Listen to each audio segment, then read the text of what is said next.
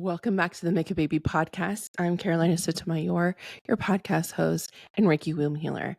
Today we're talking about, are you fertile? And this is probably something that no one's talking about. They're talking about positive pregnancy tests, ovulation strips, all of the things, right? But I want to talk to you about things that probably you've never even heard of.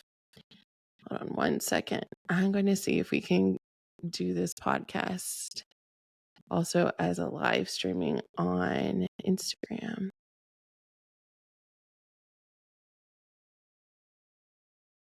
Hi, Instagram. Okay, so we're live streaming this recording of episode 157 on Instagram. Are you fertile? And I think this is a really important conversation is that nobody ever had with me. I was meditating and I got this download and I thought, I wonder if this is going to relate to anyone else. And it sure has. This week inside the Make a Baby membership, we're doing a 5-day healing experience called Fertility Without Fear. And fear is an emotion and something that comes up with every single person that I have ever worked with.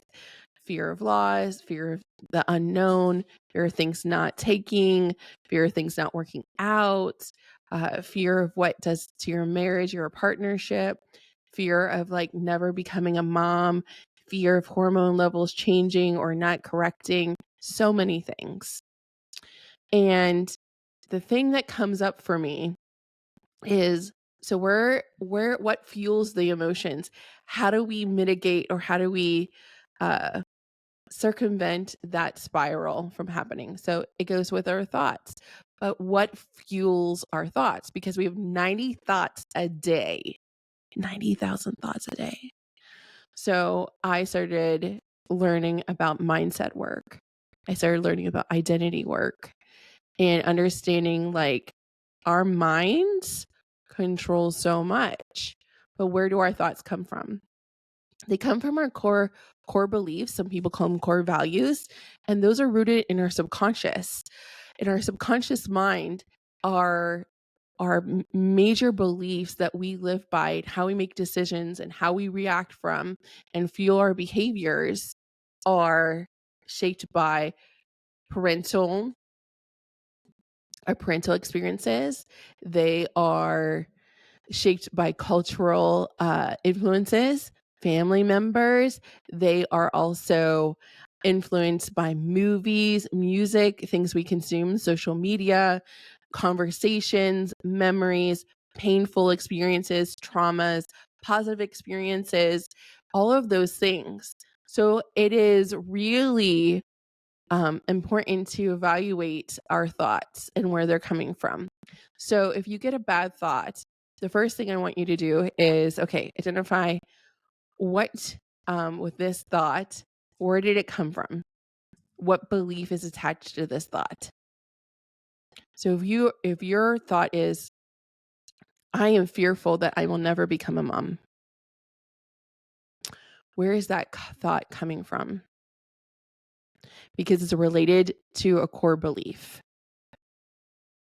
And that core belief is something that's probably attached to your fertility story.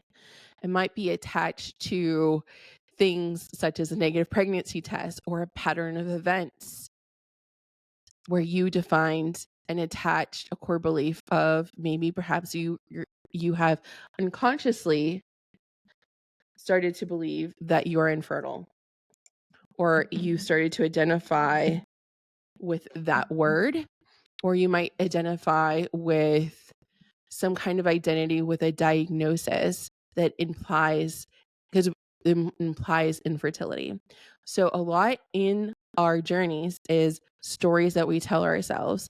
And then there is a core belief that's, because those are our thoughts that are rooted in our subconscious mind. So our beliefs and our life experiences really shape our thoughts that come into our brain.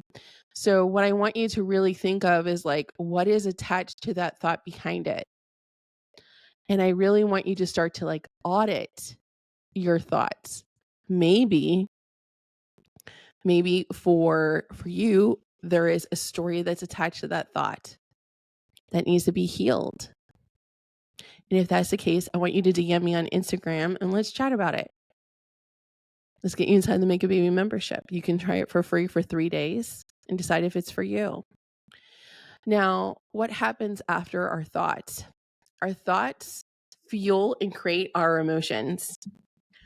And our emotions, they last for 90 seconds before they can be stuffed and they get stuck in our tissues and our bodies and our wombs, or they can be released. Now, we are taught as children and as adults, it is easier and less conflict, and it's easier for everyone involved if you just don't feel your emotions, because emotions make people uncomfortable, especially if they're not yours. And emotions can be messy is the message we're sent. However, the emotions and that energy has to go somewhere. And if you are not breathing those out, cutting cords with it, using Reiki or some other vehicle or method to release those emotions, they're going to get stuck. They're going to get stuck. And they're going to get stuck in your womb and in your physical tissue. And that's what manifests physical conditions, hormonal imbalances, diseases. Because diseases are not just poof, they are emotions that did not get removed from your physical tissue. Because your mind, body, spirit are all connected. We are not compartmentalized people. We are all in one the same. So what happens with the emotion? Emotions create behavior. So this is your reactions. This is what you do after, like, so if from behavior might be like, if someone says something you don't like, maybe you block them, or maybe you immediately leave the room and you don't finish the conversation, or maybe you immediately shut down and go into silent treatment, whatever it may be. Or maybe a healthy behavior is, hey, I understand that you're upset, but at this moment, I need to step away to regulate myself, and we can talk about it in a little bit, and I need a moment. That can also be the behavior. It doesn't always have to be negative. And then from there, our behavior reinforces our thoughts. So, because we create patterns within ourselves, our bodies are meant to have patterns, rhythms. I had a parenting coach say, okay, if you're not a disciplined person where you have everything occurs at the exact same time every day, everyone has rhythms. They have patterns in which they do things. They have pattern in which they get ready for bed. They have patterns of what they do when they do certain things, like when they send an email or when they talk the phone. You have mannerisms. Those are patterns. So our behaviors then influence our thoughts and they reinforce them. So how do we change our thoughts so that we can change our frequency and our vibration? We have to start healing those original core beliefs and the story that comes from that belief. I will speak on an experience. I suffered a horse fall, and I was grieving the loss of my dad. And I had been grieving for so long. And I had also, after I lost my dad, 3 days after, my grandpa died. And then 1 week on the anniversary, my horse died a year later. And I was a newlywed, and I was told everything was fine and nothing was happening. So I was the sad girl. And I was also the estate of my dad. The estate got sued. So my siblings and I had to go settle his estate. While during the first, actually, it was in all of that happened between 2014 and 2015. My dad died April 2014. I got married December 2014. Our court case was settled February 2015. My horse died April 2015. So from the narrative that I had in my brain and that I told myself was I was the sad girl. I'm the girl that sad things happen to. And when it rains, it pours. And that's a story I told myself. So my life was very chaotic.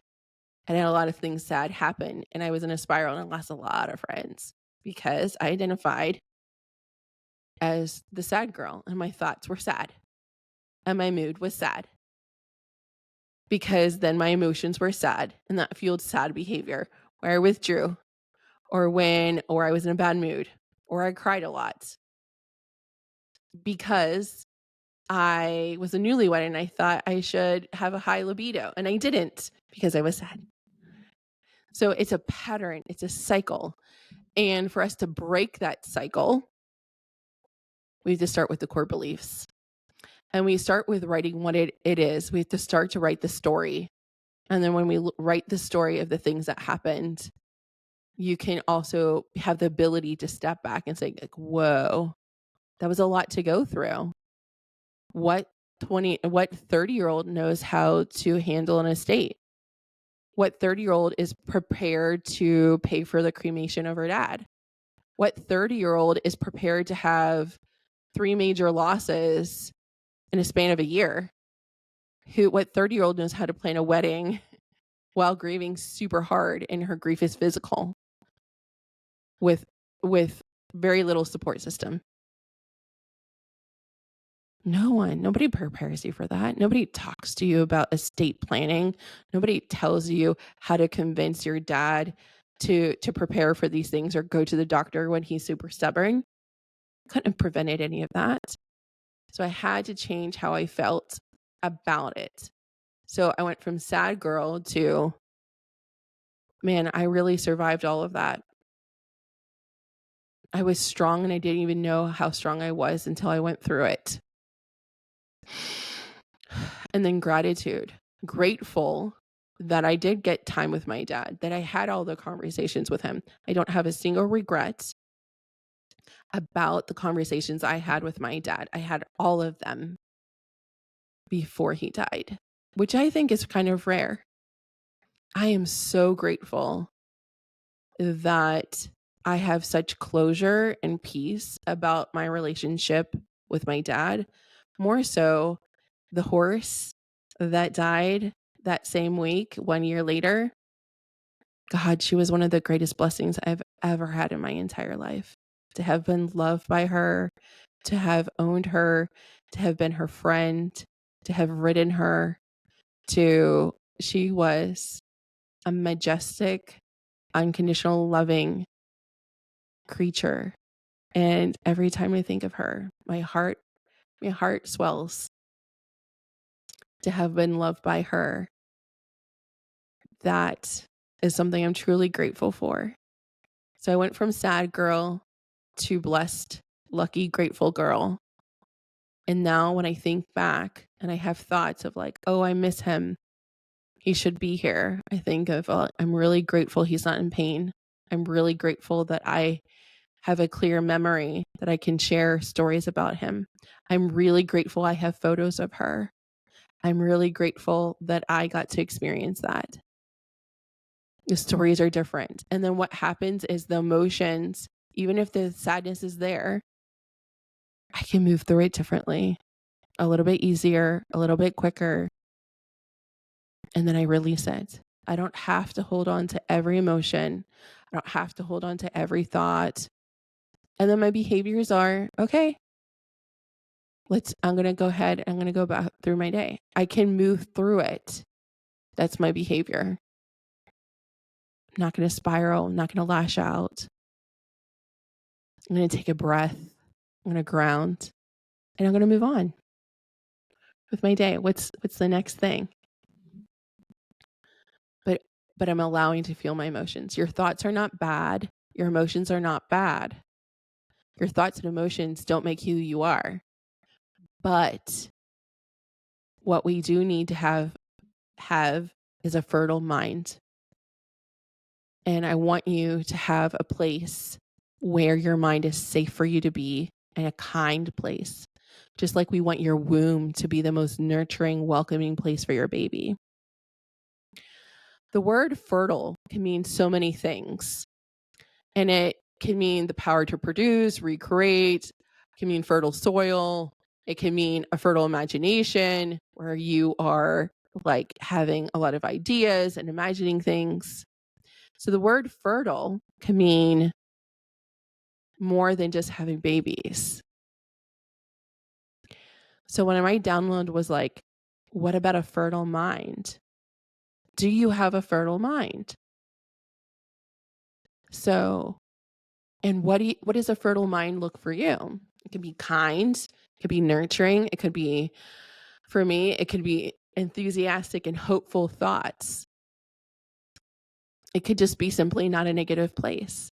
It's a place where where your thoughts are safe and you can expand with. A fertile mind could be a mindset that's focused on fertility, but fertility is just one part of you. Your fertility journey does not define your life. It's just one part of your life, a very important one. We're not diminishing that.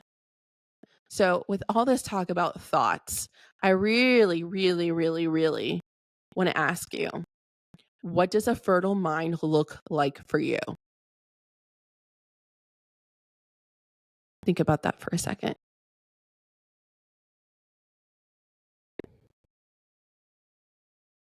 And is the current state of your mind a fertile mind? If it's not, that's okay. I'm going to tell you what to do. We talked about like how to work through your thoughts, but I have a gift for you. Think about that. And then the next thing is, do you think you identify as a fertile person? Identity work was introduced to me by a business coach I had worked with in the past. And she said, we all wear multiple hats, different labels. There is a noun. So like, I'm an entrepreneur, I'm a healer, I'm a Reiki master, I'm a mom, I'm a wife, I'm a friend and a daughter. But what about attaching descriptive words to that noun? I am a devoted wife. I am a heart-centered entrepreneur. I am a client-focused womb healer. I am a courageous, bold entrepreneur. I am a generosity-based business owner. Do you see the difference in that? I'm like, oh yeah, I run a business. I help people make babies. But what if I say, I run a generosity-based business? That's different. That hits different. It hits my heart different. It goes deeper. So I lend you to ask yourself, okay, I'm a mom. I'm a fertile mom. I'm a fertile mother who's going to have a baby. I am a excited, fertile mom. Because when we have a positive mindset, it will produce our next reality of positivity. So if I'm going to then mirror that, if we have a fertile mindset, that can only benefit our fertility. That can only help us. Because you always hear the stories of like the impossible was created because they were so focused or they had the proper mindset. But it starts with what we believe is possible, because it is a core value in belief.